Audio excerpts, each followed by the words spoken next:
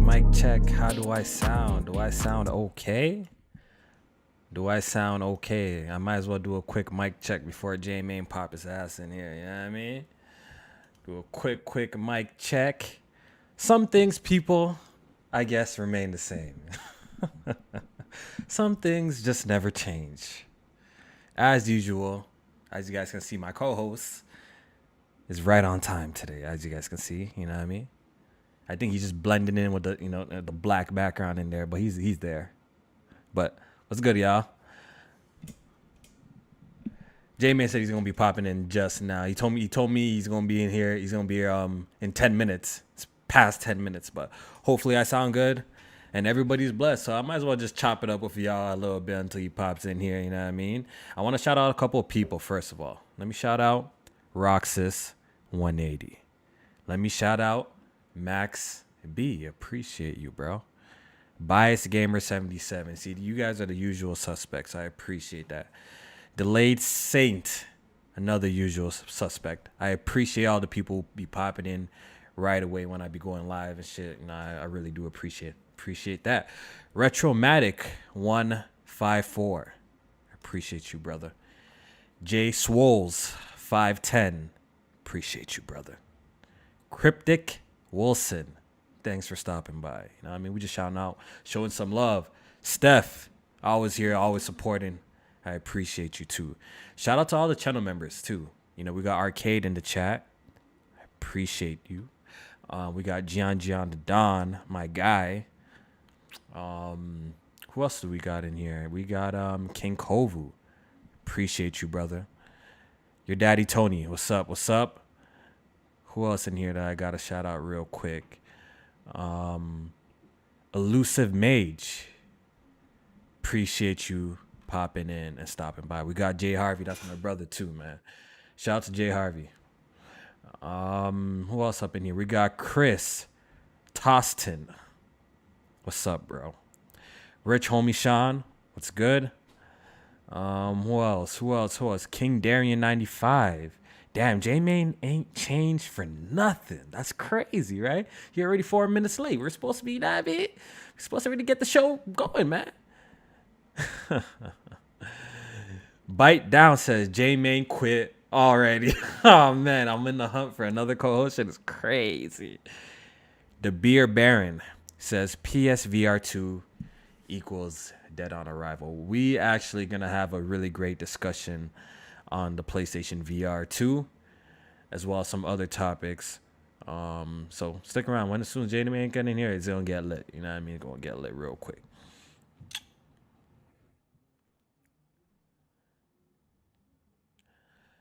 Jarrell Johnson. He says, "What's good, Kofi? What's up, man? What's good? What's good?" Spencer Polly. What's good? What's good? I think I pretty much got everybody who wrote a comment. I think I shouted out everybody. Appreciate that. Lions fan 1999 says, "Need Ragnarok ASAP." It's unfortunate. Let me tell you something. It's unfortunate. I got my way in with, PlayStation Canada. The last couple of releases, they have sent me review copies for the last couple of releases on console and PC. I was hoping that they're gonna send me God of War Ragnarok, but content creators is ruining it. Some content creators is ruining it for the people like me. You know what I mean? We got some people who are leaking the game, got early copies, so PlayStation, didn't send out review codes to a lot of content creators like on YouTube. Besides the big guys, if you haven't noticed, you won't find no reviews from much content creators unless you're like skilled up or something, like someone massive, right, who's pretty much his own publication at this point. You know what I mean? So only the IGNs, the game stars, and the websites really got it. I did talk to my my PR guy, and he did say that I will be receiving a code, but I will be receiving a code November 8th, bro. The game comes out November 9th, so I'm not going to have no content ready for I ain't going to have no content ready anytime soon, y'all. Fuck, brother. Oh, look at this guy. Bro, they said that. You restoring the feeling, bro. They say you're restoring the feeling, bro. That's what they said in the chat, man. I got to bring it back, baby. They say you're restoring the feeling. I had to make Thursdays feel like they was back at home. You know what I'm saying? J-Man coming in late, Kofi talking to the people. I had to do it. Yes, sir. We here. Look, he still ain't ready. 7 minutes late. Oh, Lord. Look at this guy, bro. Look at this guy. Late Main. Back. Yo, spam it up in the chat. Late Main, we back. Late Main's back. How you doing, sir? How you doing? Oh, I'm great. I'm feeling good, man. It's been a good week so far. That's good. And shit, next week gonna be even better. For real. Me too, man. I have to see early reviews. Oh, yeah, the numbers is looking good. To be honest, I didn't read none. I didn't read none, to be honest. Bro, I didn't read shit. I'm scared, bro. I'm scared. Yeah, I didn't read nothing, bro. Yo, you should see how much shit I got, like, muted, words I got blocked. Like, I hunkered down because last God of War got spoiled for me. So I'm trying my best not to get anything spoiled for this one. Last shit, bro. I was on my honeymoon when that shit got spoiled for me, too. That's crazy. Yeah, bro. I was just scrolling on YouTube and the fucking thumbnail. That's another thing. Thumbnails is tricky because like on YouTube, I paused my watch and search history. So like my recommendations is mad random shit. Yeah, because sometimes you cleared it. Yeah, I cleared it. So the algorithms don't know what to recommend me. Mm-hmm. And so like the some of the thumbnails that be popping up, be having some like spoiler shit in there. I'd be like, yo, gotta keep scrolling. Stay out of that home tab. Yeah. Since you're bringing up thumbnails, there's a person in this community that it's a number one culprit for that, bro. That man BG, bro. Holy BG, dog. BG, bro. I hate that guy, bro. Like for real, bro. I hate that guy. He ain't never spoiled nothing for me, but I know people. Yeah, let me tell you the story. Evil Within 2 came out. I'm so glad that I beat that shit. Cause the same day that I beat that shit, he put up like a boss fight. It literally had the boss in the thumbnail. Like, I was like, oh my God, bro. This guy literally just spoiling it for mad people. Yeah, he's a culprit of that shit, bro. Yeah, he a weirdo because he'll say like spoilers don't bother him. And I don't get that shit. I don't get that. Weird. Spoilers definitely bother me. Like that shit have killed my whole vibe. You know what I will say? I think it only really bothers me for the shit that I care about. You know what I mean? Like, I guess I could see some spoilers about some shit I don't care about. But yeah, I'm definitely with you on that, bro. I'm definitely with you on that. Yeah. How does J Main sound, man? How does he sound? Mic check. Let me know if my vocals is on point. Shout out to the people, and get started. Yes, shout out to y'all. Shout out to everyone who came through, hit the like button really early. We got about 86 people in here. Make sure you guys hit the like. It was just a simple support. Our last one got 200. So I really do appreciate that. So let's see if we can get that at a consistent basis, please. I would appreciate Absolutely. it. You know what I mean? And if you do wish, share out the link on Twitter, man. It ain't gonna hurt you, bro. You know what I mean? If you enjoy the show, enjoy what me and J Main do, go ahead and share that link on Twitter as well. We would appreciate it. So we back with another one. Good gaming, episode 11. We got a couple of hot topics to talk about today, J Main. But before we get into week started off with a bang. Definitely. But before we get into it, what are you playing, bro? Sheesh.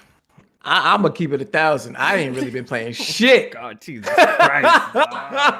Dog, look. Bro. My weekend was busy as fuck, dog. Like Halloween weekend, dog. Like Friday, I went to the Halloween party. Stayed out till like 3 a.m. And then like the next day, my sister had to move and shit. So she was like, "Can y'all watch the kids and shit?" I'm like, "Dog, I'm like halfway hungover and shit." Then my Call of Duty just came out and shit. Yeah, you were supposed to play with us, yo. Bro, I was supposed to link up with y'all that day, and I was busy like babysitting my nieces and making sure, you know, everything was cool Family with them first, and stuff bro. like that. Family first. So I got a little bit of gaming in. I finished up A Plague's Tale: Innocence. I never beat the first one. Yeah, I never beat the first one. I never got around to it.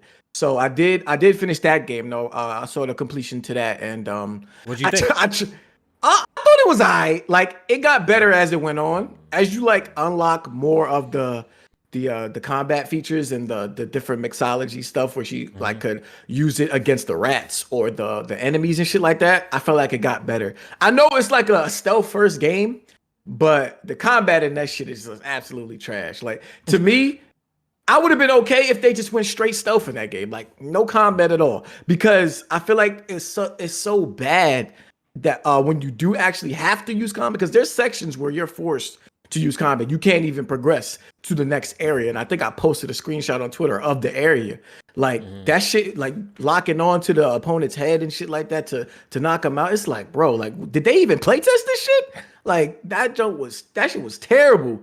And but it got better as the game went on, as you unlocked more stuff and were able to like mix different things to get through certain areas. And I felt like the characters as well got better as it went on. So I'm looking forward to playing the second one. I'm just I can't play it right now because my graphics card can't handle that shit at a frame rate that I want to play it at. And I'm not playing that shit at 30. So I gotta wait till I upgrade to play that shit, because that shit is so demanding, bro. Like my 2070 is getting you better than me. Destroyed. I have installed A Plague's Tale about 30 times, Jamie. The first one? The Innocence, about 30 times. Jesus. Every time I play that shit, that game puts me to bed, bro. It put me to sleep. Something about that game, it just doesn't do it for me, bro. It's boring. That like, shit boring. Early sections, like I just can't get through it, bro. I just fuck. can't get through it. The game is visually appealing, and the story does seem like it'll be something cool, you know, like the whole rat effect was cool, but I don't know, like I do like stealth games, but for some reason this one I just couldn't do it. I've tried. I really tried to give it a fair chance, and I couldn't do it. So, you know, A Plague's Tale Requiem, I didn't even bother. I'm like, you didn't even, nah, bro, I didn't even did bother, you download it? Did you run it? You know what I did? I just wanted to, I did actually install it when I had a 3090, not when the 3040, just to see how my PC would run it. And it does play fine if I really wanted to play, but I just know that I'm not gonna be able to. I'm not gonna finish it, bro. Like the first one was so boring to me. I don't think I'm gonna go and finish this one, so I didn't even bother. And it's not even one of them games that you could like hop into the second one, and to me, in my opinion, it'd be straight, because there's so much. Yeah, so much backstory to that game. Because I think it's only like 6 months later in the sequel, so it's definitely a lot of backstory that you would have to know and shit about the first game. So. It was boring. I almost dropped it. I definitely almost dropped it. I ain't gonna hold you. I almost dropped it, but I wanted to at least get to the second one to see if, like, you know, it should get better, because everybody was talking about how visually impressive it looks. So I pushed through it. It got better. It did get better, but the first half, that shit is ass. I don't blame nobody for dropping that shit. Yeah. I've been on. No, I was about to say, what you been playing? I know. Yeah. I've been on Call of Duty, yo. I've been on Call of Duty heavy. Modern Warfare 2 restoring that feeling. The man them said I would drop the game by now, but I'm still going strong, bro. I'm still going strong, man. They had a bet. They had a wager said that I wouldn't get to level 35, bro. They did disrespect me sometimes in the Discord, bro. They be disrespectful. 35? That's all they said. They said, yo, Kofi won't get to 35 before he drops the game, bro. I'm like, bro, I'm actually enjoying myself playing this. Like, the thing with Call of Duty is, I know how, like, the enthusiasts always have, like, the super hardcore have their complaints. But to me, every Call of Duty that I play, bro, it's pretty much the same issues that I find myself like complaining about, bro. Like the exact same issues. And a lot of it is like, I find is a thing that's embedded in the Call of Duty community, because I think it's just play styles, certain play styles that I just absolutely hate. People play like straight punks, yo, on Call of Duty, bro. So absolutely. I don't know what the developers can do. Some people say, yo, they can make the maps in a way, this, that, but I just think players will just find a way to do some scumbag shit no matter what in this Call of Duty community, yo. So a lot of my complaints is just how people play, bro. What they need to do is bring back Juggernaut. Like I was thinking back to like when I used to play Call of Duty back in the day, and I used to have like the Juggernaut perk. Like that shit used to help against like campers and shit like that, because it would give you a chance to like turn on motherfuckers and react a little bit to certain gunfights and stuff like that when you get hit with some bullshit. But you know. People complained about that shit. They got rid of it. So it's the culture, man. That's just the Call of Duty culture. You gotta overall, I am having a good time with the multiplayer. Like, you know, it's like you said, it's restoring the feeling. Got me saying words that I thought I wouldn't be saying. You know what I mean? Got me saying all sorts of bad words and shit like that. So it's definitely bringing me back to 2009. What you using the N-word with the hard ER? Kofi in there. I don't know, man. It got me saying some shit. That's all I mean. Like, it got me saying some shit, man. I just be mad when I play the game. But it's a weird feeling. Like, you mad as shit, but you having the time of your life at the same time, bro. Especially since I've been playing with the boys. It's actually been a really, really fun. So I wanted to ask though, like, what modes y'all been playing? Are y'all doing the third person, or y'all like, you know what, been playing a mix of different things? When the game first launched, we were actually gravitating towards a third person mode, but now we actually play more first person more than anything now. As for the modes, we play a lot of hardpoint, domination, team deathmatch, and some kill confirmed mix in there. And we've been doing some custom games in the Discord too, doing some free for alls. It's been fun. Okay. Yeah, I actually play some. This weekend, I'm a definitely, not even this weekend. This week, I'm a link. Bro, we've been playing every single day in the Discord. So as long as you see us in the friends room, we're literally play every single day in the Discord.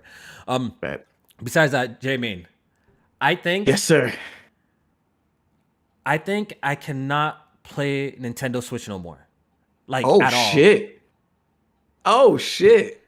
Wait, hold on. This is coming from the Switch Game Commissioner. I know, bro. I always felt like I'm somebody that like. I always felt like I'm somebody that like didn't really care too much about like graphics and like I could still enjoy a game if it's but I fired up Bayonetta on the Switch, bro. Well, you opened your package? No, I got a next one. I got a next one. I got still see. Okay. I fired up Bayonetta on the Switch. Bro, I cannot do it. Damn. The frame rate. The resolution, too. It has to be lower than 720p. It has to be. Yeah. It must be running some dynamic. Bro, I could not do it.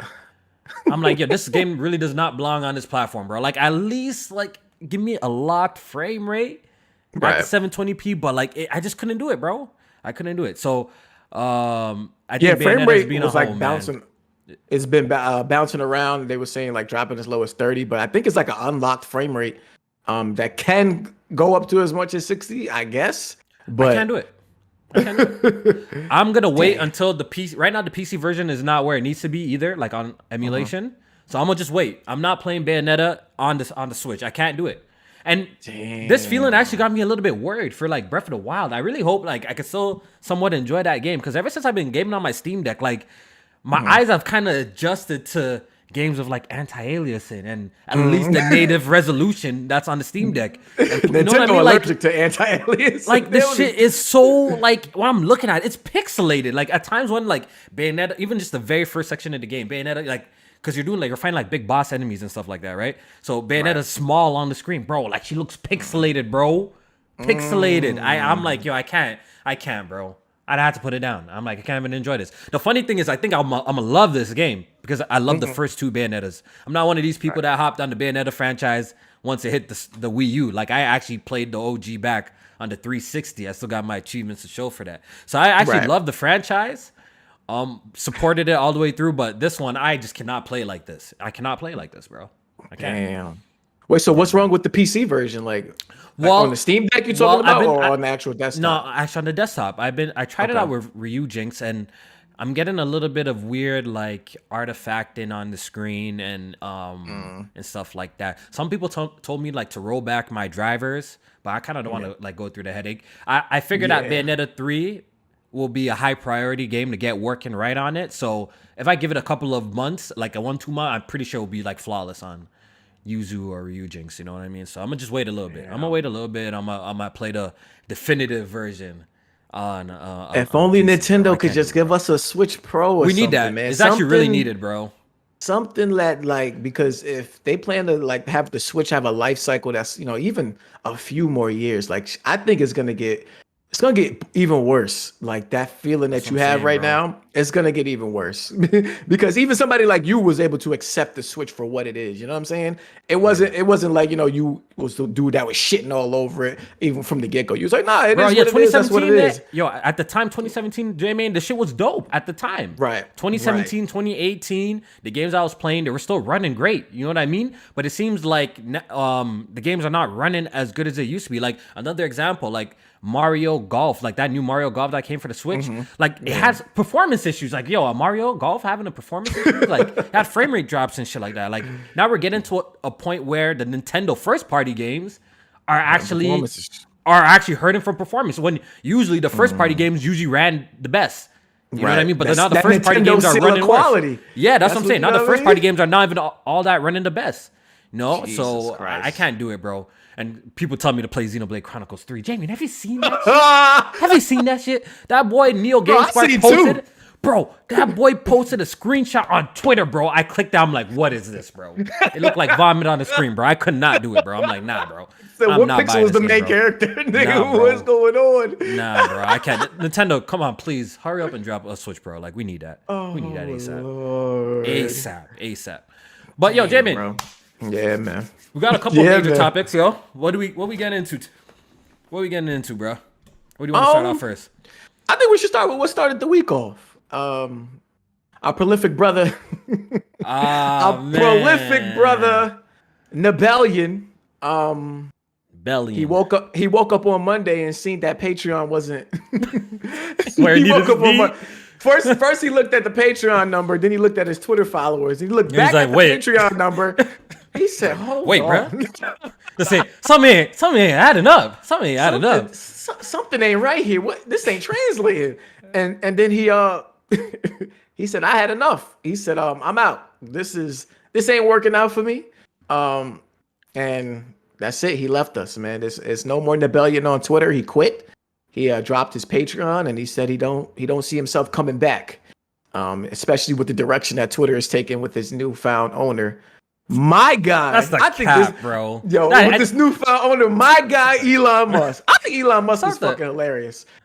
Yo, okay, he had to just throw that in the end just to But let's keep it a buck. It has nothing to do with Elon Musk, bro.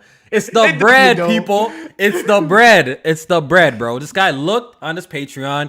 He had 900, which is quite a fucking lot of people. If you really take it in, J-Man, 900 people? That's quite a lot of people. And, I got nothing but slander for Nebellion today. I don't know about your take, but mine's just going to be a little bit of slander, bro. Oh, yeah. I'm sorry. I want to hear this. I don't know. To me... You feel like he fumbled it? He fumbled the biggest bag I've ever seen since I've been on social media. The guy had almost 500,000 followers, and he didn't know how to translate that into at least a better financial position, because that's clearly what he wanted. Listen, Nebellion's biggest issue is that he was just a relayer. He's known for being the best relayer that there is on Twitter. You know what I mean? all he does is relay the message, and he's really good at it. I'm not taking nothing away. That's fantastic. I was always curious, like, yo, how does he post shit so fast? Does he I thought it was more than one person. Does he stay at home just refreshing the page and just like, how does he get all of this so fucking fast? He used to give you information real time in a live event with screenshots and everything, like immediately. Yeah, that's crazy. Yeah.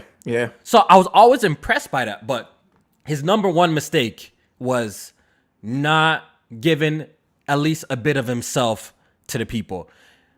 Nibble never gave us any real opinions. That's how you pronounce it, isn't it? Nibble or some shit? I think it's Nibble. Nibble, all right, Nibble, whatever the fuck his name is.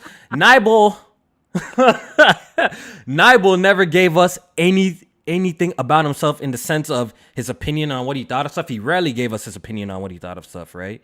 Right. You know what I mean? We don't know what he prefers to play on, any platforms of choice. We don't know what games he likes. We don't know nothing about this dude, but he just, posts news really quickly.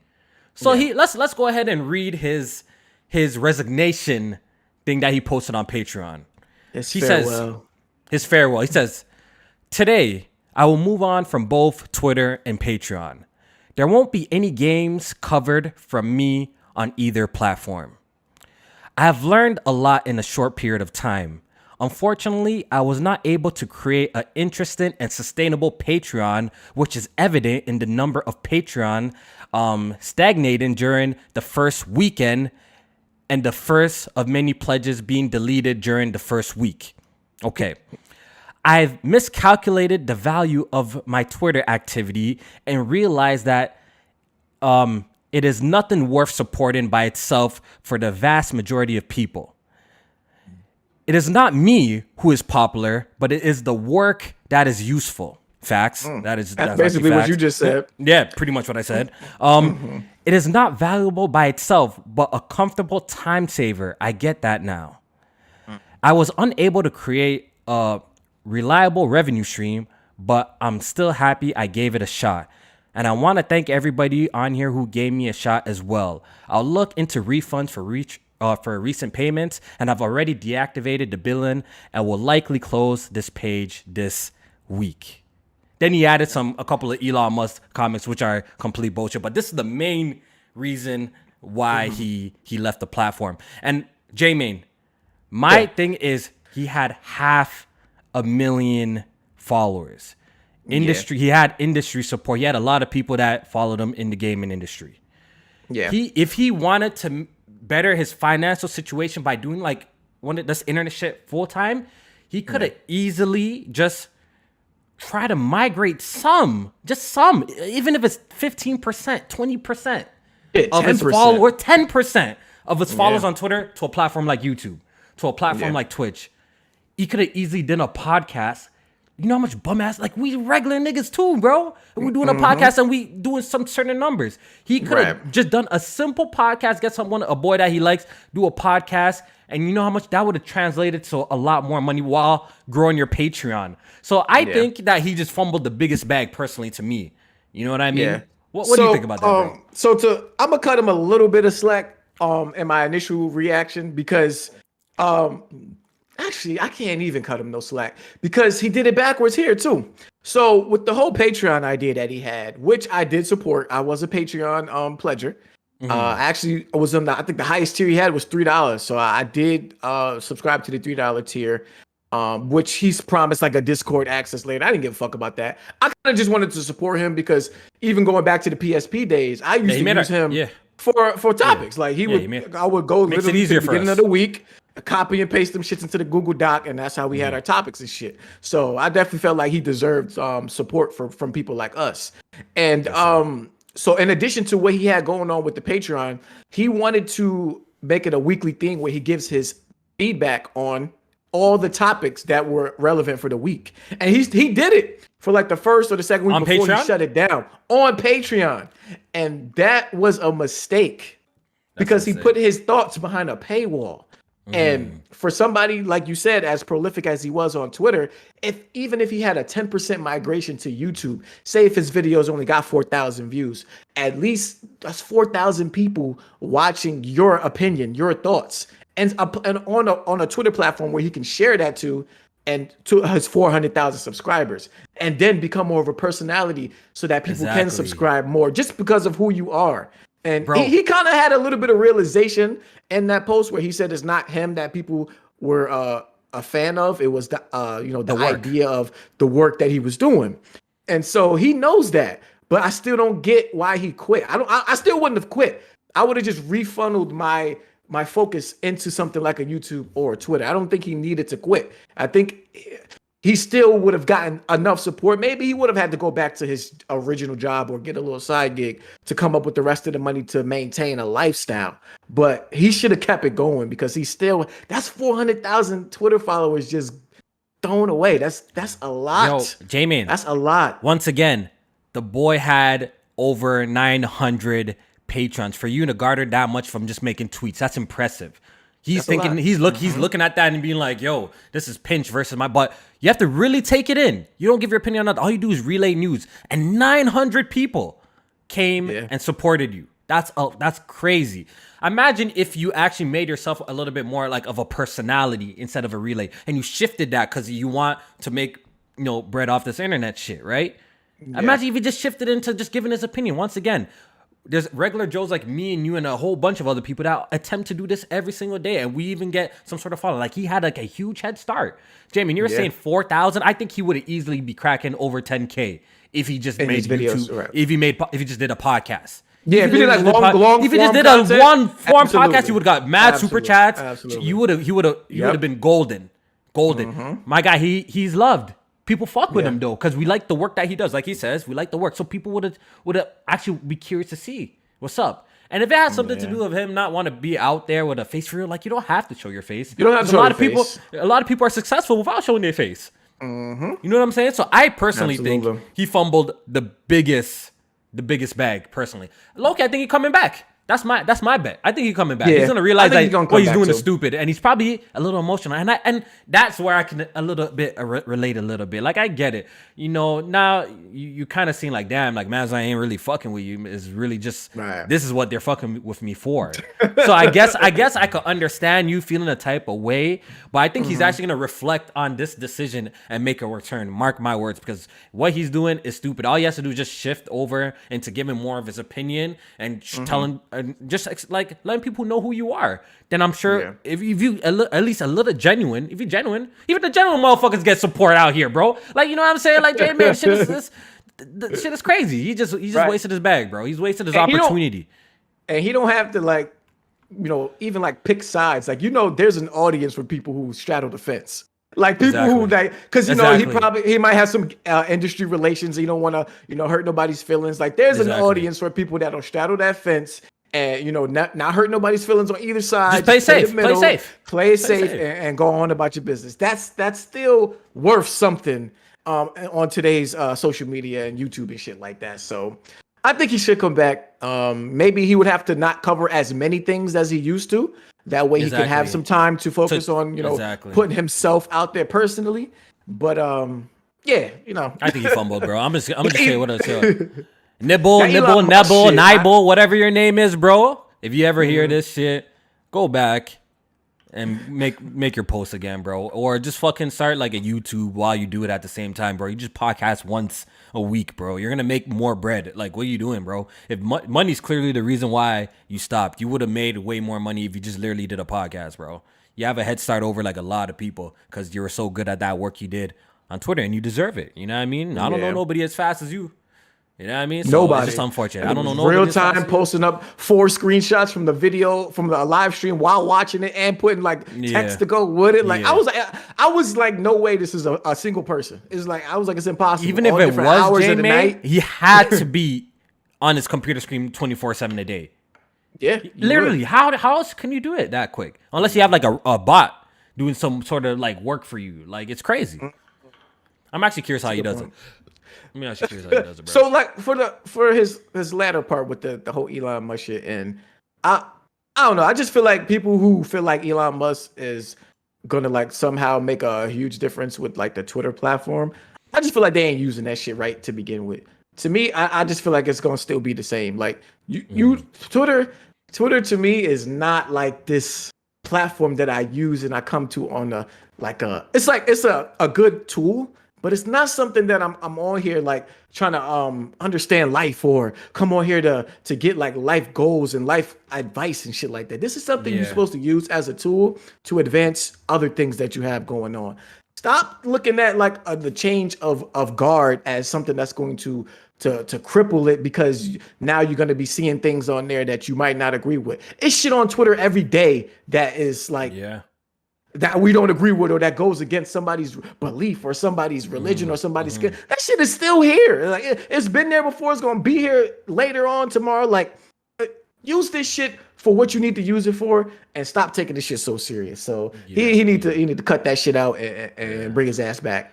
Yo, did you see that? Ever since Elon took over, the N-word has spiked like 500%. 500%. Shit turned into a Call of Duty lobby. You know what I would say. You know what I would say. Like, as to people of color, sometimes I get on the internet and I'm like, damn, some people really be hating black people, bro. Like, damn, like man really hate black people like that. That's crazy.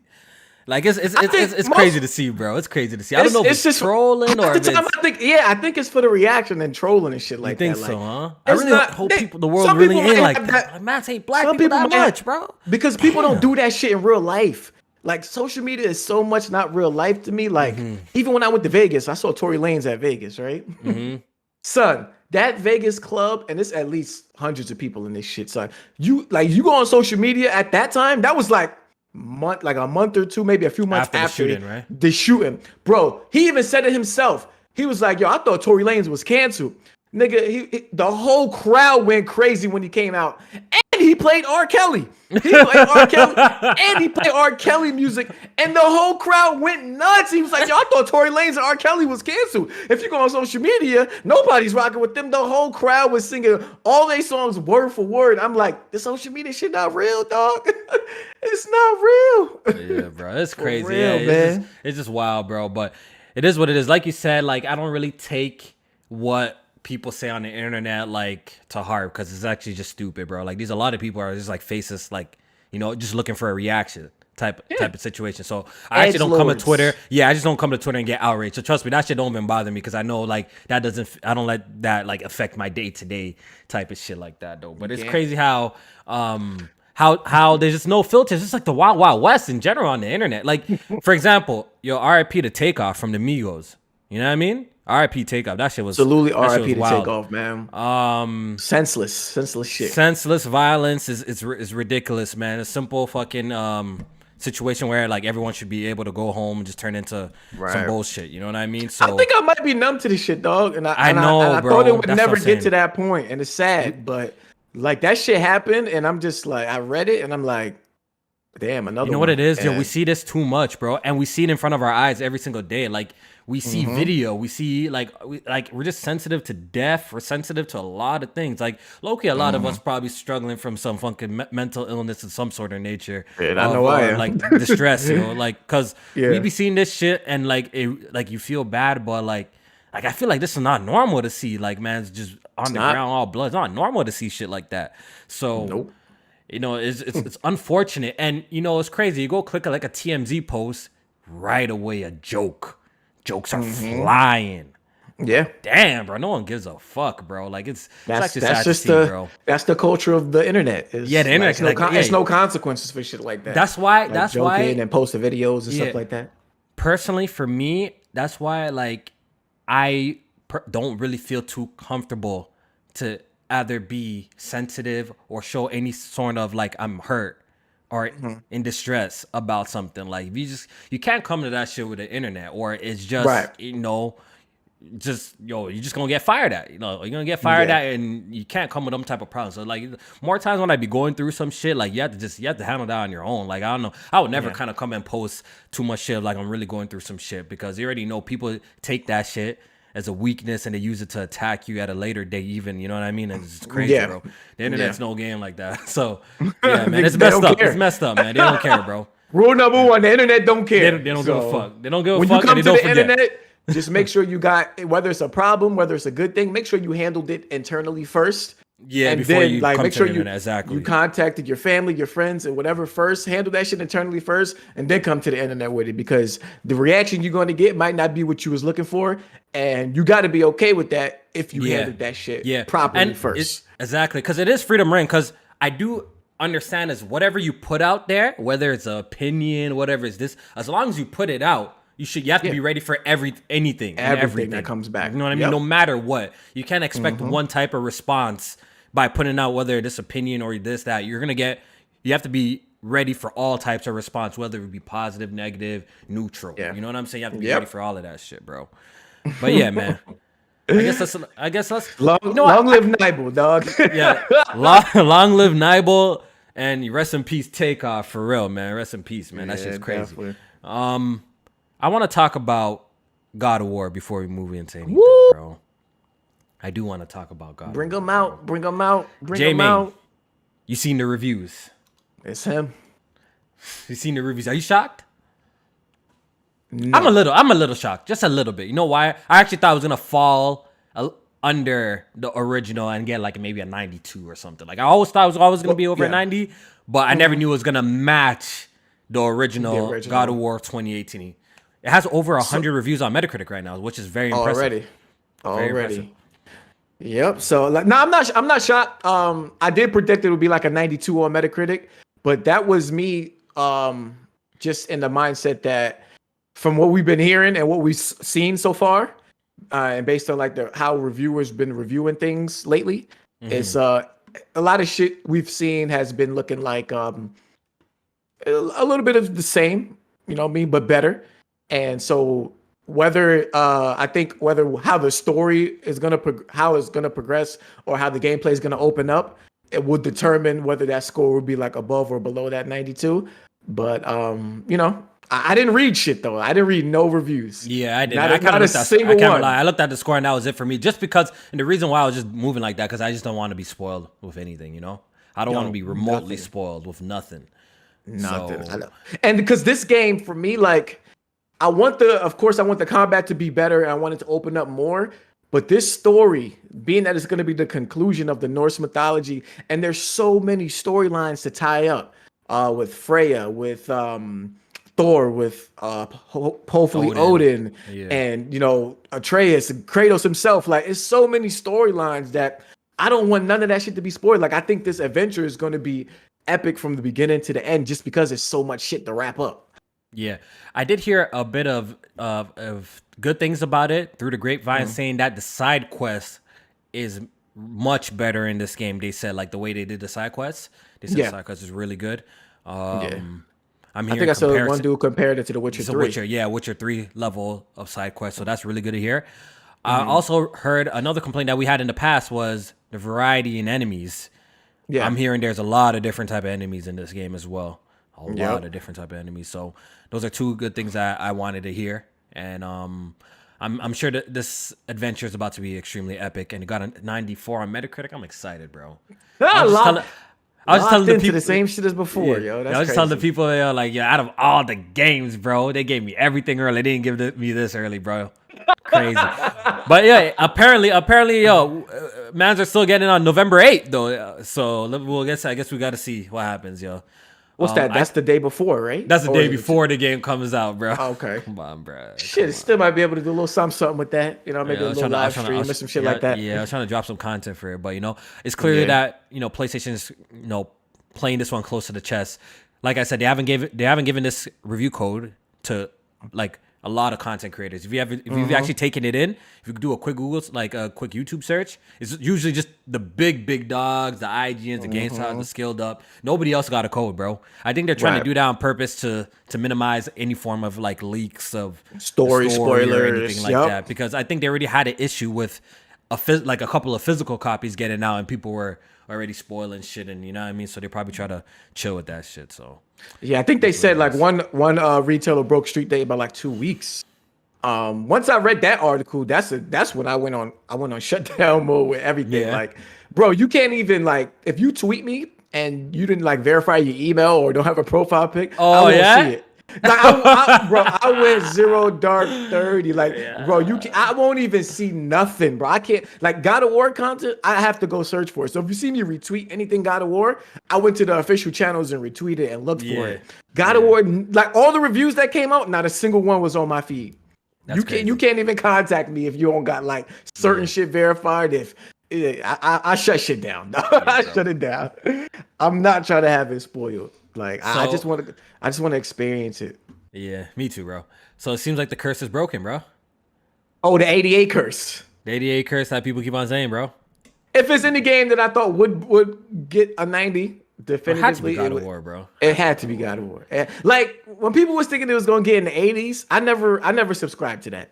Never subscribed, because even if the gameplay is everything that the first one was and maybe a little bit better, like, I just have so much faith in the story that I think that it would at least score with the original, around what the original did, and still be considered a great game, because I just have that much praise for the original. Bro, like, you guys got to understand, this is God of War we're talking about. This is a franchise that is fucking fantastic over the years and only really dropped like one game that wasn't even really well received to the maximum. That was probably like Ascension. Even the PSP games were fucking, well received at the time. And Ascensions was like the B team and shit like that. Yeah, that was like a B team making that shit. So God of War is a critically acclaimed franchise. I think PlayStation knows the importance of this franchise, so they weren't gonna play around with this shit at all. They were gonna play around. So even I already knew it was gonna get over a 90, and I don't know why Tony. Shout out to my boy Tony. Made that dumbass bet, bro. Bet. He having a bad couple months, man. What y'all do to that? Y'all need to stop stealing that boy money. Yeah, bro. Stop stealing that boy Monopoly money and let that man have fun. Yes, sir. Yes, sir. So me and Tony had a bet. Pretty much, he bet that God of War Ragnarok would score under a 90 on the Metacritic. And why would you bet against God of War? That's like my question. Why would you bet against this game? Because a lot of games was getting 88s across the board. Like, but the funny thing is, the games that got 88s kind of like deserve that score, bro. None of them like the scores that y'all like are complaining about, like these 80, like, bro. Did Ratchet and Clank deserve anything over a 90? No, Jay, man. It's not even the best Ratchet and Clank. It's not the best Ratchet and Clank, bro. I played. So, like, the score that I got, it was cool. Like, I personally agree with the Metacritic score. As for Horizon Zero Dawn, like, or Forbidden West, whatever, y'all don't like me speaking on it, because I personally, y'all say, I hate the game or something like that. Fuck with it. You know what I mean? Horizon hater. We know what time. When I played the game, bro, I personally didn't think, like, I can see why people fuck with it, but, like, I personally think it wasn't nothing too crazy that I deserved no over 90 Metacritic. Like, that's none of the games really warranted it. The games that warranted got it. Like, fucking Demon Souls warranted it, and it got it. God of War looks like it, warranted it, and it got it. So I don't know why people are complaining. And those scores are great too. Like at 87 and 88, that's fantastic. That's a fantastic score, bro. I didn't look at the 88 thing as a complaint. It was just funny. It was like a funny joke that all the shit was getting an 88. But like Horizon, I personally would have gave it. I would have gave it a 9. So 88 is not even far off from what I would have given it anyway. So I'm not tripping. Same with Ratchet and Clank. Ratchet and Clank actually would have got below 88 for me. I ain't gonna hold you. That shit probably would have got a solid. You know what? 8. I think, honestly, to be honest, like, I think, you see, I said this on PSP back when we were doing the podcast, but no one wanted to listen because people are gonna. But after the honeymoon phase over, then people started to get on what I was saying. At the time, I'm like, yo, after playing this Ratchet and Clank, I'm like, yo, you know what? Like, this game is not even like kind of better than like the last couple of Ratchet Clanks like the release. Like, it's not even like that, like, it's not even that amazing. Like, like Tools of Destruction, them other Kraken times, like those are kind of like better games. And I always felt like the side content, this one was kind of bare bones. But you know what got people was the visuals. The visuals was top tier. Right. You know what I mean? It looked incredible, and no one could deny that. But as for a gameplay perspective, I do like the new additions that they added. But content-wise, it was kind of lacking in comparison to prior Ratchet games. If you played any of them, it's kind of lacking. Yeah, so, and the whole Rivet and Ratchet thing was such a big disappointment. Yeah, like the gameplay-wise between them two, they should have done something more extra. Disappointment, bro. I was like, extra. No fucking way that they got these two playing exactly the freaking same. So yeah. So yeah, none of those games like is out of the ordinary for the range that they got. Yeah. I don't think they deserve anything higher. So I don't know why people are crying about that. Like, they don't deserve anything higher. So I wish they got good scores. Yeah, it did. And shit, this shit, I mean, speaking of games that didn't deserve what it got, this has to compete with it. And with Elden Ring. Yo, okay, relax. Now you're taking it overboard. No, let's not do that, bro. Yo, Jamin, I'm really excited for the Game Awards this year because I Oh, it's gonna be. already, you know, when you could feel the toxicity like in your bones, bro. I made a little tweet today that it went a little crazy. All I said is the biggest games of the year, and I had a picture of Elden Ring and I had a picture of God of War, and already the toxicity was oozing out in the thread. People are already saying, yo, like God of War is gonna shit on Elden Ring, and the Elden Ring mans are gonna say Elden Ring gonna shit on God of War. Like, I can already tell it's gonna be a really tough competition A between bloodbath. yeah, exactly, between these two games. And now that we're here, and I would like the chat to, participate as well. Is if you just had to make a prediction, look, I know we haven't played God of War yet, and Right. things could change. But for now, let's just play along. If you could make a prediction, what's gonna take the game awards this year between God of War and Elden Ring? Because to be honest, those are the only candidates. Yeah. Those are the only real candidates. Let's just be honest. Yeah, those is the only two. Let's be honest. Definitely. There's gonna be other nominees, but But it's they a don't matter. two-man It's, race. it's God of War versus Elden Ring. Let's just be It's honest. a two-man race. If you guys were to make just a guess, what would you think is gonna take the Game Awards? And Jamie, what do you think? I'm actually curious to see what you think. Haven't played God of War. Obviously, you can change. Yeah. And when we get I back, haven't even beat Elden Ring yet. Oh, Like, okay, there you go. Okay. so I do plan on beating it before the year's out, so I'll be able to have more of a concrete answer going forward. So not to sound, I guess, biased or anything, I think the story for God of War could carry it to being a Game of the Year winner. The narrative.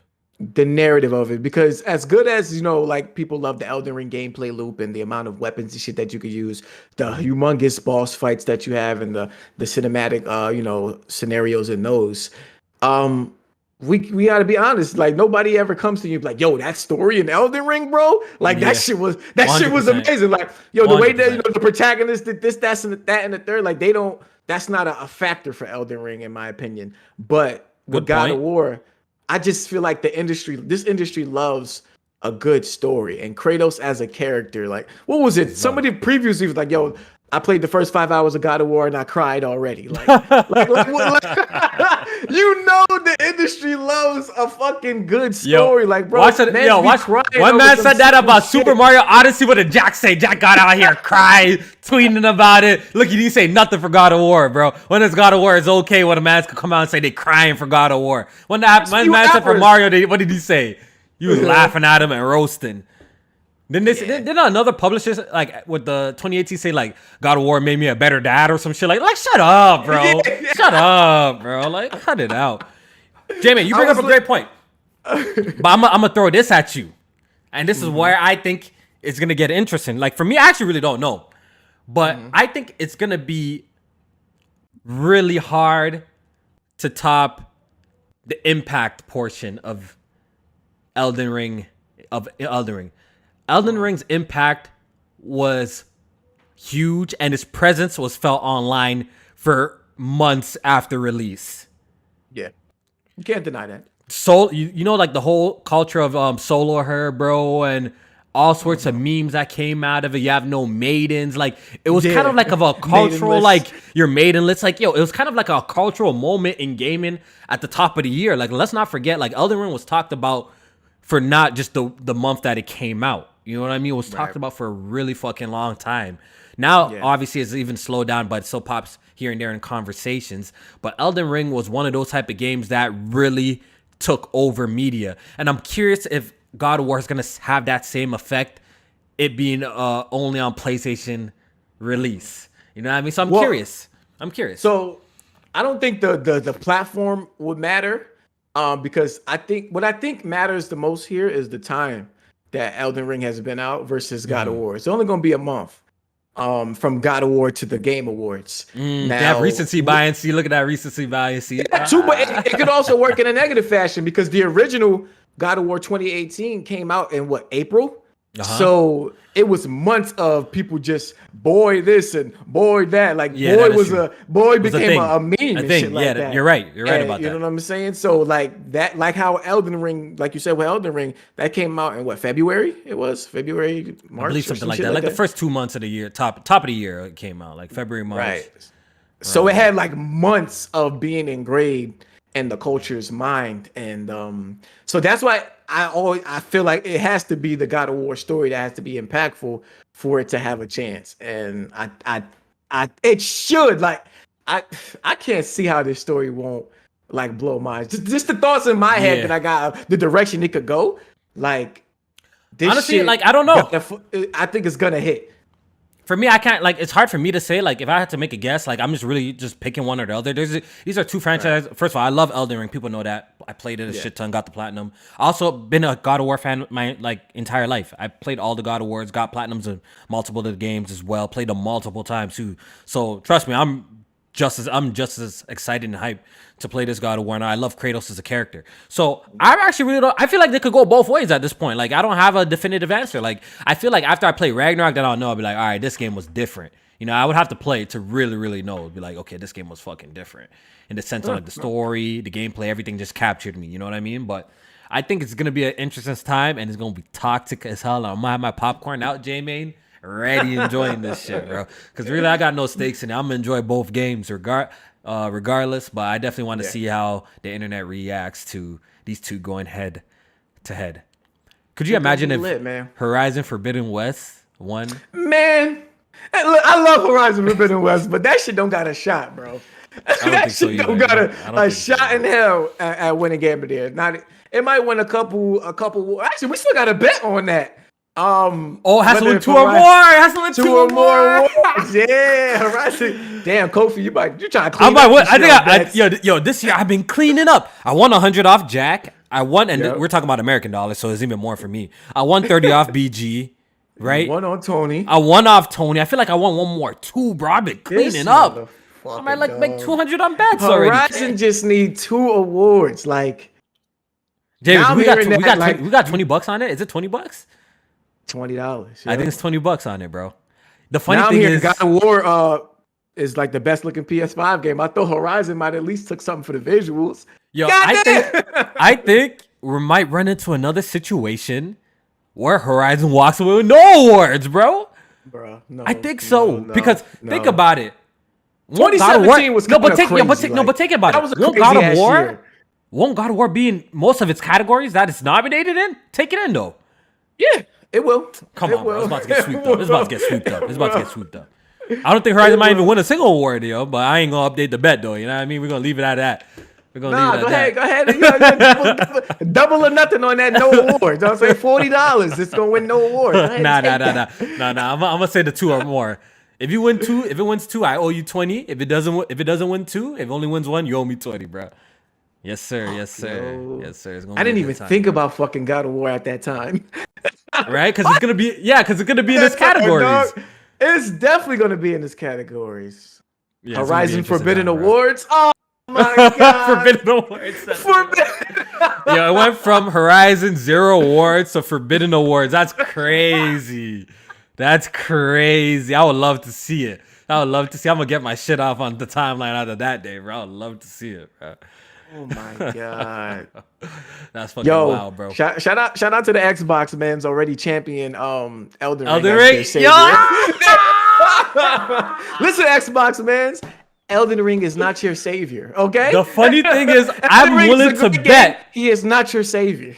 Jamie, I'm willing to bet that most of them mans, at least on the timeline, probably have not beaten Elden Ring too, bro. They probably dropped that shit. You know that. But the funny thing is, just like they champion in Persona right now, which they gonna drop, them boys did not beat Elden Ring. Elden Ring got in that ass. You know what I'm gonna say though? But the thing is, with the Xbox guys, obviously they're gonna champion whatever game's on their platform. They're not going to champion the God of War, even though the God of War is going to be fantastic too. But I will say this. I think there's a huge community of FromSoft fans, period, that are riding heavy for this game because they got their own community and group. Like the Souls fans, it's one of the biggest. It's huge. It's huge online. So I think Xbox fans are definitely going to be integrated and mixed in some of that, but it's gonna be a lot of that. It's gonna be Souls and Xbox fans versus pretty much the PlayStation guys when it comes to Game of the Year this year, man. It's just gonna be funny, bro. It's just gonna be funny, like Souls games used to be one of those franchises that like at first at least like the community was so large, and then you looked at the sales and it might not have like matched it into you, but like with Elden Ring, that shit, bro, it fucking blew up, dog. Like that shit, like Dark Souls 3, you started seeing it pick up, and the Elden Ring just took that shit to another level. So honestly, that's why I feel like right now it's kind of idiotic if PlayStation doesn't capitalize and re-release Bloodborne, because I'm willing to bet money that Bloodborne will actually sell way better than the original. It's gonna be like some sort of Mario Kart situation in the sense where the Switch version is gonna outsells the Wii U version type of situation. You know what I mean? I actually think if Bloodborne would get re-released today and drop on PlayStation 5 and PC, it will perform way better than the original release. I really believe that because I feel like From Software's clout is through the roof right now. Like right now, their clout is through the roof. I think people actually look at them in the sense of when they drop a game, like we on it type of situation. You know what I mean? Like it's different now. The price went up for them. You know what I mean? So I think if Bloodborne to re-release, it would do better than what it did originally on the PS4, 100%.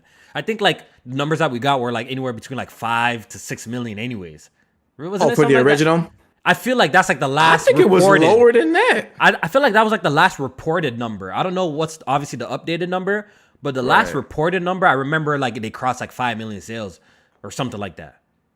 We would have to Google it though, but don't quote me on that. But I remember seeing something like that, like 5 million, maybe 4, the lowest that it crossed. I thought it was like 2 or 3, but really, like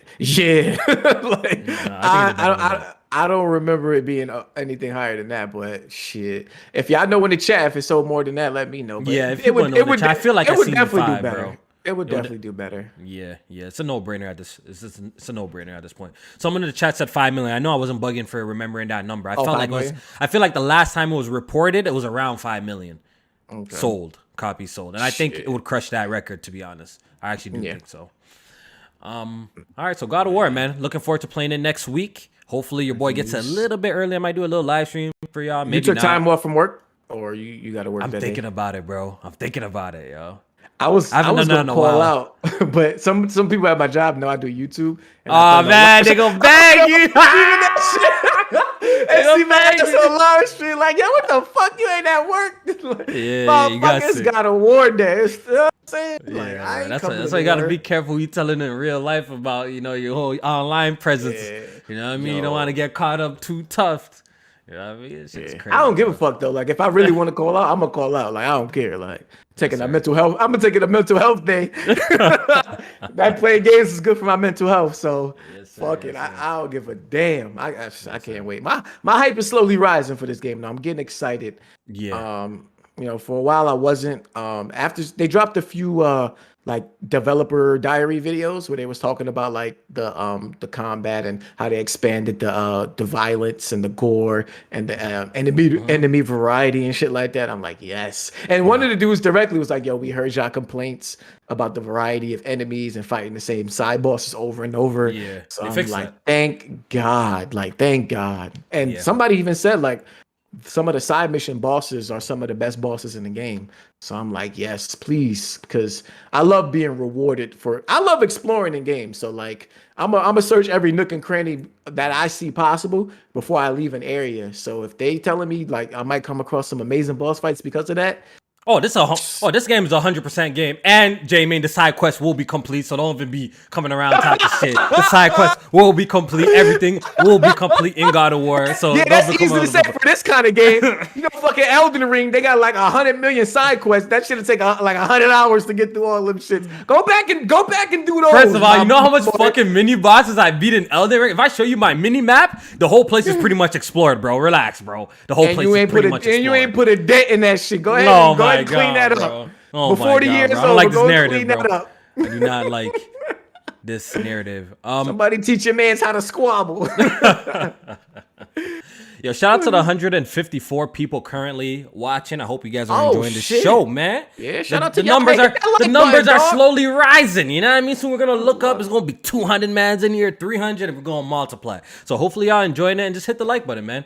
Let's get 100 likes before this live stream is Kyrie got is over. suspended. Kyrie?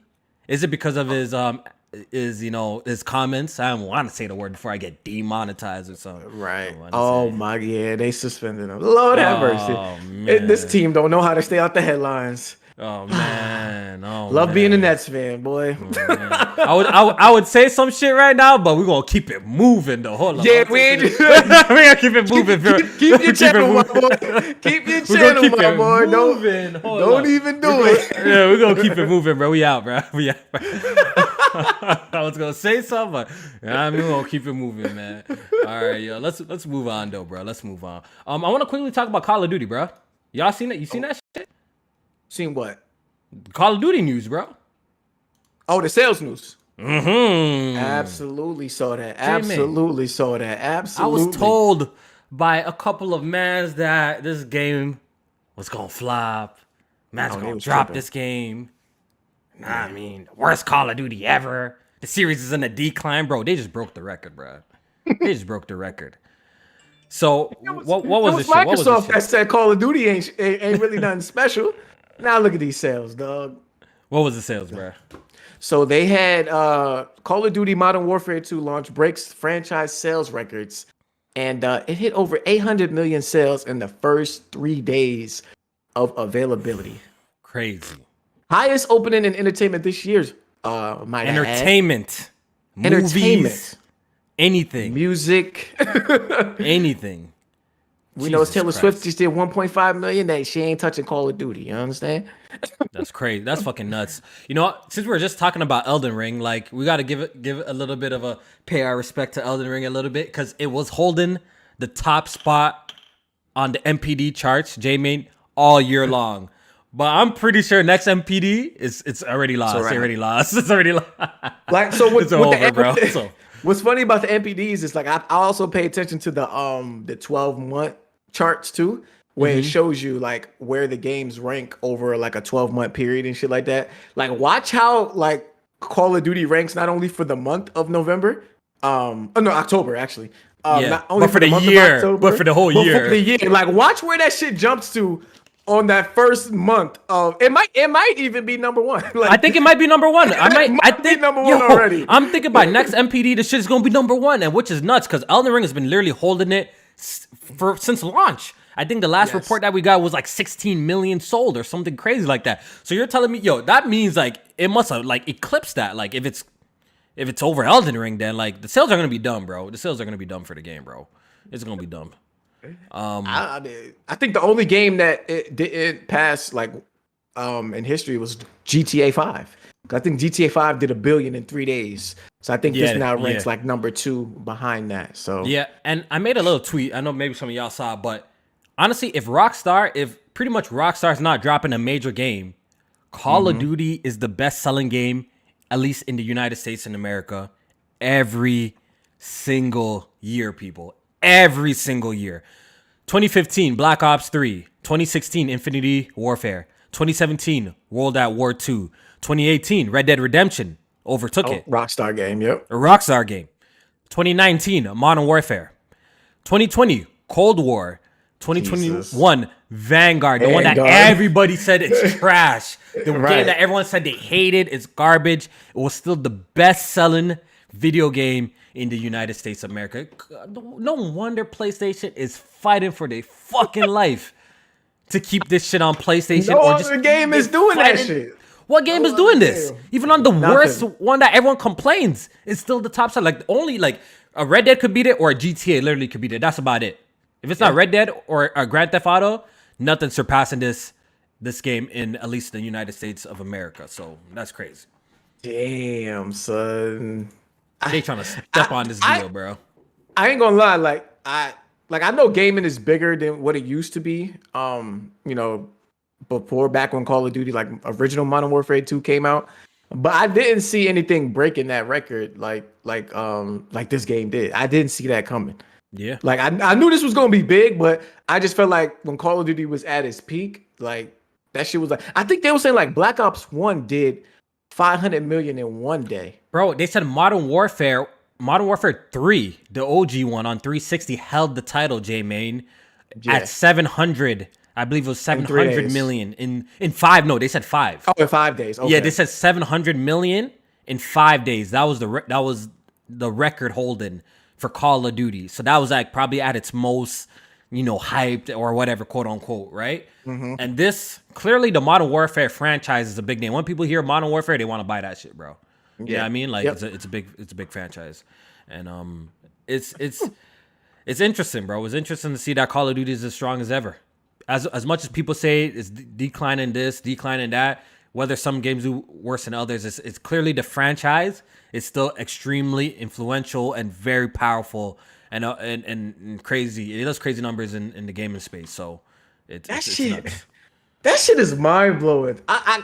Because you have the game Modern Warfare 2 itself, but then you have Warzone 2. So Warzone is like its own entity now, Which makes that's cash cow in also itself. making crazy amount of money too. So they make that game makes so much fucking money, dog. Billions. Yeah. Billions. I really when Microsoft says they have no intention of taking the game off PlayStation, I actually really believe them. I do too. I do too. When they Phil Spencer that comes out no and say that, sense. Why would you cut off one of your biggest it like doesn't make your sense. biggest partners that where the game on console at least sells? It doesn't like make the no most. sense to Why would you actually do that? take Call of Duty off PlayStation. So that's not going to be a thing, because especially where you're going to be in a position to make Call of Duty more better or more appealing on your platform. Just do that. Just spend the marketing and make it more appealing on your console. You got a $2.99 box. You get Call of Duty in Game Pass.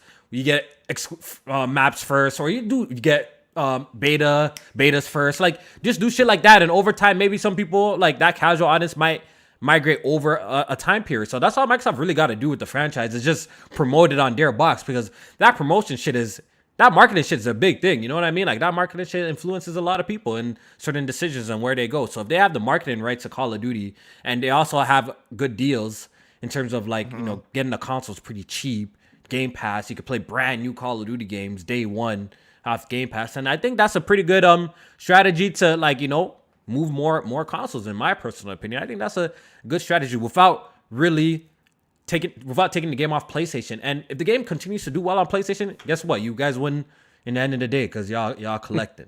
You know what I mean? So Yeah, it's a big move. It's a big move Microsoft's doing, acquiring Call of Duty is definitely a big move. And I'm curious to see, how everything plays out when, everything is set in stone, like, I'm pretty sure like going what, into the what ends up happening with the deal? you know what? I feel like the changes is actually gonna be more apparent what happens next generation, more so than this one. I feel like next generation will be very interesting to see with, at this point, maybe the casual audience knows what's going on with Call of Duty, knows that it belongs to Microsoft. They know that it's on Game Pass day one. It's gonna be interesting to see where we are in the next 5-6 years. I'm definitely curious in seeing what's happening in there. But Call of Duty, man, going crazy. Crazy. Love to see it. Love to see it. What else is on the docket, Jamie, before we get out of here? The main Yeah, topic? one of my favorite peripherals to utilize in this gaming space. It's an expensive one, but PlayStation VR 2 got its launch date, as well as a price. So, we finally got details on some prices, some bundles, and when PlayStation VR 2 is going to be coming to the masses. Yes. So, Were you off? yeah. What were your predictions? Were you off? I was $100. I was $100 off of my prediction. I was $100 off my prediction, but I made an error in my prediction anyway. So we'll talk about it in a second. But I didn't factor in that the original price of the PlayStation VR didn't factor in like the camera and the controllers. So with that $399 original launch price for the PlayStation VR 1, didn't factor in the controller and the camera, whereas this new PlayStation VR 2 coming at $549.99 does factor in, the controllers coming with it, and the cameras, of course, are built into the headset. So, if VR is not cheap, it's not something that you're gonna get into and it's gonna be cheap to get. Not at least if you're an early adapter or adopter, whatever the word is. You're gonna have to pay some money if you want to get in on it. So it is coming February 22nd of 2023. And I'm gonna be there day one. Really? I'm gonna be there day one. You know what? I have to be. J-Man, FOMO tells me that I have to pre-order this shit, but I don't think I'm gonna do it. I don't think I'm gonna pre-order it for real. For the simple reason why I didn't buy a Switch OLED. To this day, I still don't have a Switch OLED. For the simple reason why, J-Man, I've had two long-term VR headsets. I currently have an Oculus Quest 2. J-Man, on God, bro, that thing just sits there. It just sits there. I have opportunities to play games. It just sits there. Right. I don't touch it. I do not touch my Oculus. And I know if I pick up this PSVR 2, I know for a fact, yes, the week, the month maybe that I get it, I'm going to be playing with it. Right. I'm talking about 2 or 3 months. I'm probably not going to be touching it, bro. And the thing is, the price over here in Canada, it costs $549.99 in the US. It costs $749.99 here in Canada. And if you want the one that's bundled with the Horizon game, it costs $819.99. Our tax is 13%. It's 13%. So we're looking over $1,000. And Are you fucking kidding me? I cannot see myself spending $1,000 on a VR headset. If I really cared about VR like that, I would have had a Valve Index in my house. You guys already know me. I buy shit that I like. The reason why I could justify, some might be thinking like, yo, Kofi, but you have you bought a 4090. But the thing what you guys have to understand is, I hate when people say that shit too, because J-Man, I turn on my PC every single day, bro. There's not a day that I'll bring Addy here right now. There's not a day that goes by that I don't turn on my PC and use my PC. So I feel like it's a kind of a false equivalency. Yes, $1,000 for a VR headset is too expensive for someone like me because I'm not going to be using it much. But I'm down to spend $2,000 on a new GPU on something I use every fucking day of my life. I use this every single day. I play video games on it every day. I do my editing on it. I'm doing the podcast on it. So I don't mind my computer being beefy and I don't mind upgrading it like that. But I don't think I could spend $1,000 on a peripheral myself. At least at this point, it needs to be a little cheaper, bro. I don't know if it's ever gonna get cheaper, but I think PlayStation has to do a really good job convincing people to drop $549 on this. I really think so. I think this is going to be a tough sell, personally. They definitely got a battle ahead of them. The 11 game, they announced like 11 games additionally that are coming at launch. I don't even think that was a good showing anyway of games. To be honest, they don't look compelling at all. They don't. To be honest, a lot of those look like they could be done on the PSVR 1. Like I thought, we would be seeing more of a next generation of VR. And not to cut you off, PSVR 2. Real quick, but I want to throw this in there while you're going. I heard some of them games are also available on other headset platforms too. Not all of them are exclusive. I just want to throw that in there. Some of them are on Oculus. And so Horizon, the Call of Mountain, looks like it's going to be a good game. VR, PSVR 2 experience. But so far, other than that, that's like the biggest thing I've seen that it really has me excited. All the other games look cool, and like I'm just a fan of VR in general. Like it's like when people tell you if you never tried VR, people tell you like that's something you have to experience to yourself to understand. Like it's one of those things like how we talk about like, yo, is there any game you ever wanted to play again for the first time just to have that like feeling again? Like that's how VR was for me when I first tried it. Like when I first put that headset on and I was like felt like I was in that game's world, because like when you turn your head around in real life, like you're still in the game, like you just see behind you and shit like that. Like that shit is still incredible to me. And there's games that I didn't even beat yet because like that Resident Evil 7 in VR. Like I still haven't beat that shit yet. That shit got me shook. That shit had me shook, dog. And like, bro, this shit is gonna take it to the next level because the headset itself is gonna have haptic feedback. Yeah. So when like shit is jumping on you, like you're gonna feel it on your head, and of course the controller is gonna have haptic feedback as well. So I know the experience is gonna be on another level. I just need the games to be on that next level as well. Everything that you're saying is true. The PSVR is honestly a beautiful piece of technology. Everything that PlayStation is showing us, from the OLED panels, from like you're saying the haptics, everything that they're showing us is incredible. And if you actually compare it to high-end VR headsets on the market, it's actually competitively priced. If we're being honest, it is very competitively priced, right? Once again, but the problem is like, how many times am I actually really going to use this shit? And I felt like you brought up a great point saying that, yo, if you bought the original PS VR and you bought the camera and you bought the controls all at once, it pretty much adds up to this price. Yeah, But around that the price. simple Yep. fact that I think it was kind of separated was actually made it a little bit more consumer friendly, in my personal opinion. Because you could be that person that, like, yo, if you didn't have bread, you could have just got the headset and played games with your DualShock until you had money to buy the next thing that you needed to do and shit like that. So you could have bought it piecemeal a little bit. You know what I mean? You could have bought it piece by piece until you got the full experience. So honestly, I feel like they should have made a bundle where it was just the headset, because there should be some experiences that you can use your regular standard controllers and maybe sell the controllers separately. I feel like maybe they should have done that and cut the price, like, at least to make it look more appealing, because, like, I think this is like a hefty price point for it to get some people in the door, to be honest. It is, but I think that's just like, so with the Oculus Quest 2, like, I think that's been by far the most popular more VR popular. headset. Because of the price that it's price at, when it launched and originally, it's, remember. Right. And it also doesn't require any other hardware to go with it. So $399 or $299, and that was it. One or the other, I think. Yeah, and that was it. So I think, like, they priced it to the point where they want people to know that it's a premium product. And I think they're okay with that. Like, they have to be, because at that price, you're kind of like sitting yourself in the middle. Because you got the Oculus Meta, what is it, Oculus Quest Pro or whatever? That's just like $1,000 or whatever. Not for gaming, bro. I see a couple people bringing that. It's not for gaming, bro. They're gonna have a Quest 3 come out. Watch, they're gonna have like a Quest 3 that's reducing price for gaming, bro. That Quest 3 is probably gonna be around like $400 or $500 around this price. So, I think they understand what the VR market is, and that that's just what they want people to understand, is that this shit is a premium product. And that to me surprises me the most, is that they're actually still supporting something like this that they know might not sell that much, and might not be have a huge attach rate and shit like that, and they still are pumping out games and partnering with people for games and shit like that. So, and interesting. Who knows if they allow proper PC support?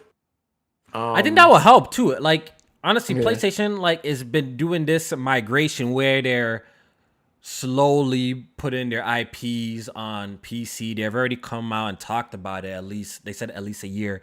So it should only make sense for this headset to be compatible on PC. Like, why not do that? Because at that point, you just don't limit your sales. Now you can market it to the PC audience as well, as like, we have this high end VR headset for this price, which is, it's a really good price for what you get, especially if you compare it to like I said, the Valve Index and other headsets like that. Like, this is very competitive price.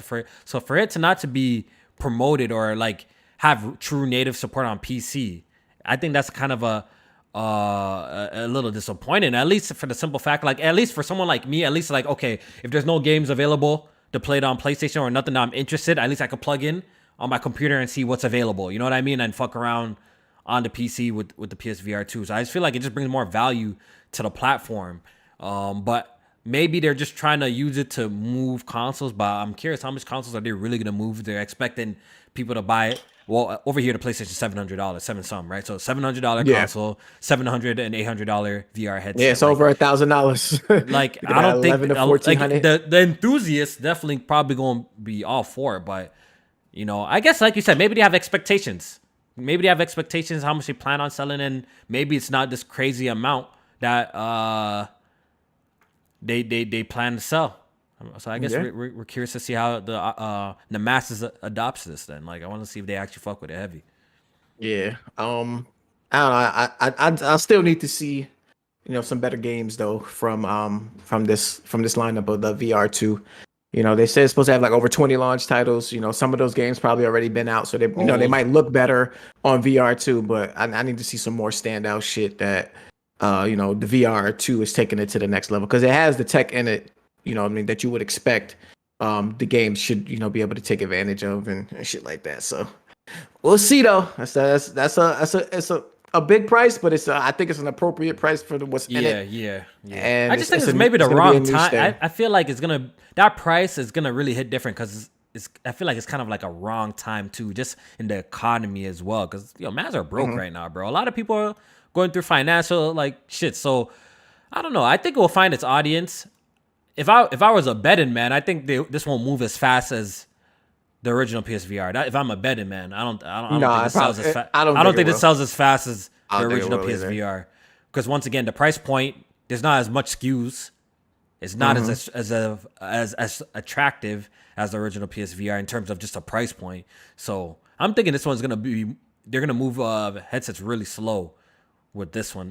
Wait, I don't know, because I think they said like they had like a couple million ready to go. They're going to have a couple million ready to go by launch. I expect that to sell out. I expect that to sell out, Jamie. I fully expect the first batch to sell out. It's like with any piece of technology or the console. I expect the first batch to do extremely well. But I'm curious to see after that, when all the enthusiasts that actually want it buy it. After that, like, are they gonna sell it to more people who are on the fence? I think that's the real test, right? Yeah. It's gonna be interesting to see still. But PSVR got a release date, got a price. People in the chat. I will have that day one. So people in come the to chat. my channel for some VR content. Yes, sir. Come to Jamie's channel. I wanna ask y'all in the chat. Do y'all plan on picking up a PlayStation VR? Can you do a poll? Drop a poll. Oh, let me drop a poll real quick. You don't even save your time. I'm gonna drop a poll. How do I engage? Okay, engage with your audience. Start a poll. PSVR. Are you buying a PSVR? Day one. Yes, sir. Cause for me, I'm saying no right now. Yeah, I'm saying no right now. It's too expensive, bro. If it was like 500 like Canadian, then I could say like I could cough that up. But 1,000, I don't know about that.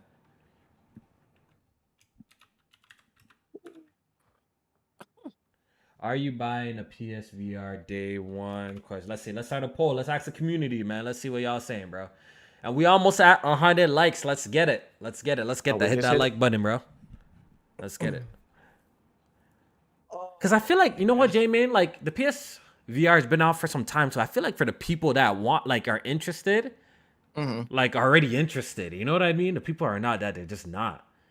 Yeah. That's how I feel like right now. Unless they really show something compelling, like some new compelling software that really brings new people into the VR world. And that's exactly what I would say. Like, I don't think they have. Like, I think for the people, like you said, for the people that bought the first one or the people that are into VR, they're gonna scoop this up. But and maybe that will give them some time, a few years to come up with some more stuff to bring new people aboard and bring that price down and stuff like that too. But I don't see it. Yeah. I think they have to get more flexible with where this is going to be able to be used at. That's just the bottom line. VR is not something. It can't be trapped on the PS5. That's just, it is what it is. It can't be trapped there. You know what makes the Oculus hot? Because it's built in one. You did say that if they drop a Quest 3, it would be $500, but that's all you pay. You pay the $500 and it's built in one. Right. That's it. You know what I mean? Yeah. You have everything, the PC, the processing, everything's in the headset. It's wireless. If you're going to a friend's house, you can just take it with you. If you're taking the family, because I've done that when I first bought my Oculus and I went to visit my bro. I used to actually take my Oculus. It was easy, nice little bag pouch. Bring it over to your bro's house and goof around, play some Beat Saber or some shit like that. You know what I mean? And yeah, like this one it's an investment, man. It's a pretty big investment. Like I said, I'm sure the initial batch is gonna sell out. The scalpers. The people are going to try to scoop it up to resell it. So it's going to sell it. But after that is what's going to be the real test. But like I said, if I'm a betting man, I'm predicting this sells a lot slower than the original PSVR. I'm betting that because I think it crossed 5 million sales. I think this one was going to take longer to cross 5 million sales if you ask me. I think so. Yeah.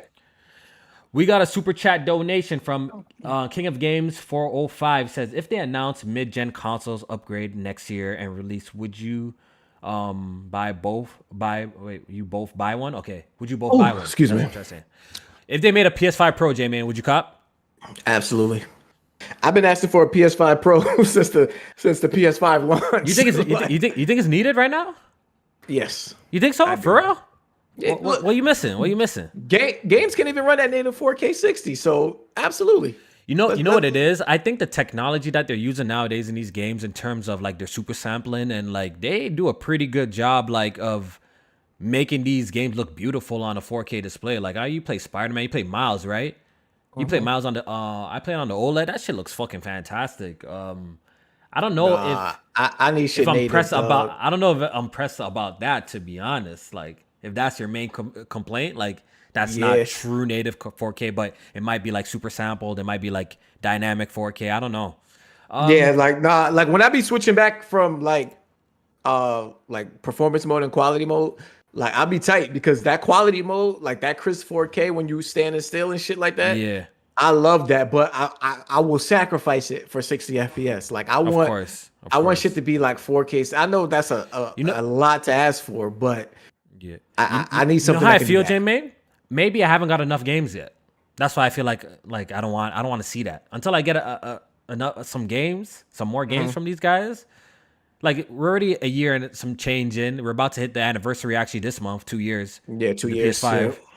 And I don't want to hear no talks of a next gen a next gen console or a next gen upgrade. I don't want to hear no talks of that yet, because I feel like we're still owed actually a couple of more bangers first before you could try selling me on another hardware. That's how I personally feel. I feel But like it, it suffices. Like, what it does right now is fine. It's But fine. the We thing need that some gamers, worries bro. me is that even like a game like God of War or Horizon that is a cross-gen game, it's only 4K 30. So something that's going to be taking full advantage of the PS5, that shit that shit is definitely gonna be 30 FPS. It might not even hit 4K native on the base like PS5 and shit like that. Yo, So but we're you know getting what I'm saying? Like you have that to shit's understand, already you're gonna getting be to a holding point, back. yo, but you're getting to a point that, like, I think games are just gonna just get more and more demanding as long as they start adding features like this ray tracing shit, Jamie. That ray tracing shit is no joke. You know what I mean? Like, It is. that shit is no joke. Like, Little Big Planet on PC, like if you turn on ambient occlusion, ray tracing, shadows, ray tracing, reflections. Like, even the 4090 run, like, you know what I mean? Like, without DLSS, like, this shit barely running 60. You know what I Yeah, mean? So like we're that talking ray about some tracing real shit is demanding expensive, shit, bro. man. It's expensive, bro. Like, I don't know if that's what we really need right now, but that's what I'm saying. Like, I feel like we need more. We just need better software at this point. Like, the console is fucking capable. We just need better games and more games. Jay Harvey has a super chat. He says, "Fuck that PS5 Pro. Just drop the PS4 and the S. So get rid of cross gen." The Pretty Series much. S? They Yeah. definitely not dropping that shit. Yeah. Unfortunately, Yeah. they ain't dropping that Series S, but the Yeah. PS4, yeah, they need to drop as many of the last gen shit as possible. Yeah. Um, yeah, I know it's demanding though, like hitting 4K native at like 60 FPS. Then That's you want demanding ray as fuck. tracing on top of that, bro. I That shit ain't don't. need I it. don't even want ray tracing to be Yes. honest. I think ray tracing is over. It's the How could buzzword, I bro. say it? This generation. So prepare for a lot of it. Yeah, They're gonna put ray right. tracing in everything, yo. Ray tracing is not overrated. It's just It's expensive. It's expensive. That's what I'm gonna say. Ray tracing is expensive. Like when ray tracing is done and it's in there, that shit looks amazing. Yep. But I know what the price of that shit is when it comes to like the graphics card and stuff like that and the CPU. So like it's expensive as hell. So I wouldn't even like, I'm not even like, tripping off the ray tracing, but like you said, it's the buzzword. So they're gonna go for all the visual fidelity and ray tracing effects that they could make the fucking screen pop. So all that shit's gonna be 30 FPS and 1440p or some shit like that. So Yeah. We got another super chat from Nagari. He says, begging Kofi to make the Switch game available somewhere. I might have to unlock it for this guy, bro. After what Kofi just said about the Switch gang anthem, I'm about to unlock it. Dog. I'm about to unlock it for you, bro. You know what I mean? I'm gonna have to unlock that. Kofi can't even play Bayonetta on the Switch. You want him to unlock the Switch gang anthem.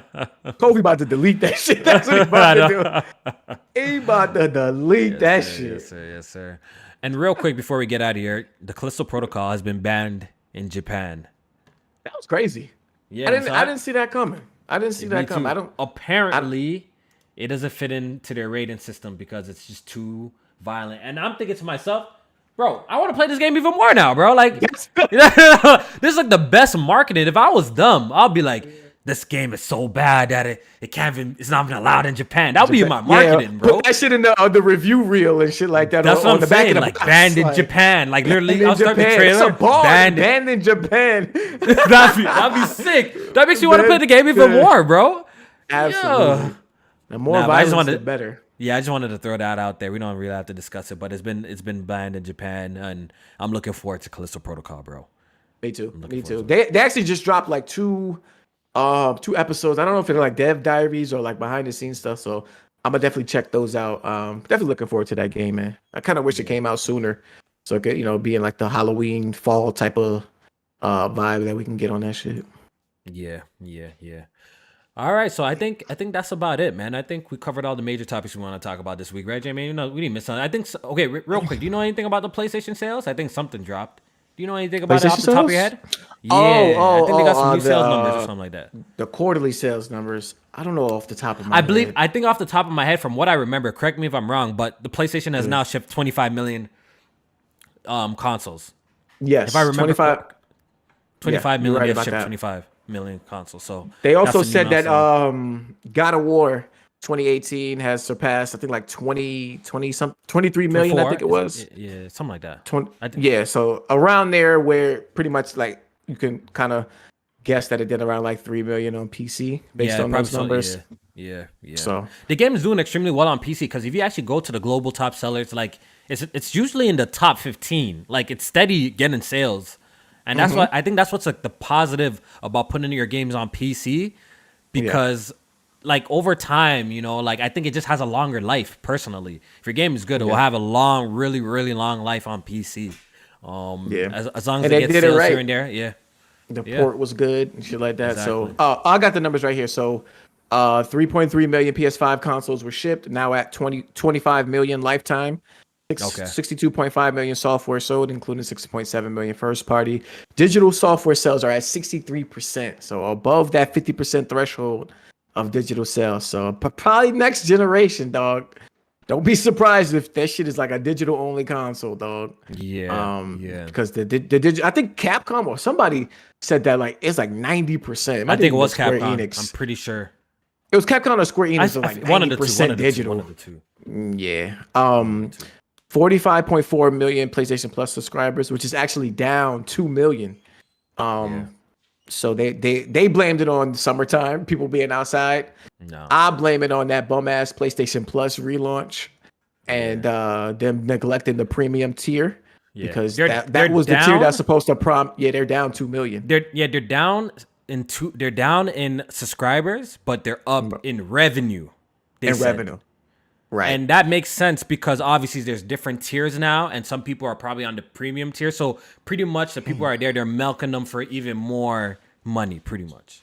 Well, that middle tier is the better tier to subscribe to anyway. Like I wouldn't even recommend the premium tier until they get that. The old school games are trash. The old school games, it's terrible. There's months that went by where they don't even put any new old games in there.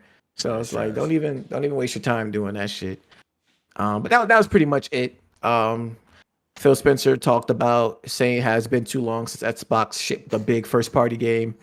So he's excited for the 2023 lineup. What I'm saying? I'm excited too, because everybody on the timeline told me that Xbox, all the first parties, is working on some new first party games for next year and coming soon. So please be excited. At this point, it's like beating a dead horse. Like I kind of don't want to talk about them unless they got something coming at this point. If they don't got news, I feel like we had that. I feel like we have had that conversation so much on like should have, could have, if this happened, if that happened, if this game show up. Like I don't want to talk about if some bust conversations are done, bro. You're not getting that from me no more, bro. It's either that they have some shit and we talk about it. If they don't have, I'm completely ignoring it at this point. Oh, but I will say this.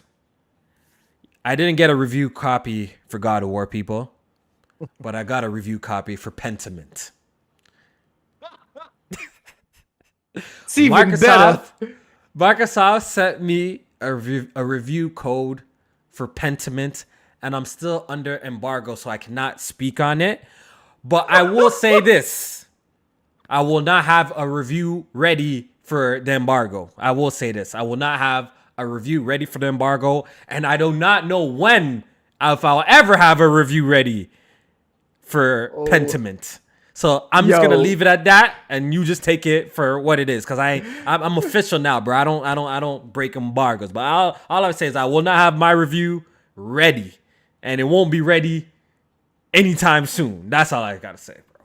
All I know is Kofi hit me in the DMs and was like, he put a picture and was like, got Pentiment. I said verbatim, I don't even think I know what that game is. He said, remember that Xbox game from Obsidian? I'm not going to put what you really said. 'Cause you under embargo. But I said, yeah, I forgot about that. Trash. Hey, Exactly. Pentiment is People coming in the out chat November like, 15th. what is that? Yeah. It's a game by Yo. Obsidian. Remember Obsidian has like a little game? Like let me throw up a quick little trailer before we get out of here. Penti. I don't know if y'all remember this. Penti. Events. There we go. Pentiment. Let me throw up a little trailer so y'all see this game and what it is. Maybe it will jog some memories. Is this joint? You know what I mean? Obsidian banger right here, people. Obsidian banger. This game right here. Oh my god, bro. Love it. Jesus. You know, I was asking the timeline what was Xbox Studios doing to the point where they had to hire Eidos Montreal. Oh, they got on your ass. I think I read a couple of comments. They got on your ass a little bit. They was getting on my ass about that. Everybody told me that the other studios was working on, other games. So I guess Pentiment was with the Obsidian, who was a well-known RPG maker, that could have helped out with Fable. They had to work on Pentiment and get that out. So just know that, the other first-party studios at Xbox are busy working on other projects, and they can't help out with Fable. So this is what you get. Yeah, bro. My review won't be ready, bro. My review won't be ready. That's all I gotta say, bro, about Pentiment. But with This that being game said, screams Alex. That's crazy. That's funny. That's a good one. Let's wrap up, man. Let's get out of here. I think we covered all the major topics. It was actually a decent, news week. We got some pretty good things that we got to discuss. I hope you guys enjoyed the show by looking at the like button. You guys did. We got over 100. Absolutely. We got 110 hit that like button likes. before you get out of here, please. But before you leave, you haven't hit it. Support me and Jay Main. Make sure y'all check out his channel. It's in the description below. I appreciate him always too as well, being the best co-host that I know. Jay Main, you got any last words before we out of here, bro? Yeah, definitely appreciate y'all tuning in, and look out for more content, of course, from me and Kofi's channel. God of War comes out next week, so we'll have our at least first impressions by then to talk about on the show, and as well as up on the channel. I'm gonna try and get some videos out on my YouTube channel in the description, and so look out for that, and we'll catch y'all next week, man. Y'all boys be safe. Remember the goal is to get home every day, so by any means, make that possible. Be safe, bro. In this comment real quick, he says, let's get to the outroductions. I do remember that. You remember that? Outroductions, baby. Outroductions. Yeah. All right, Hashtag free Kyrie, man. Y'all have a great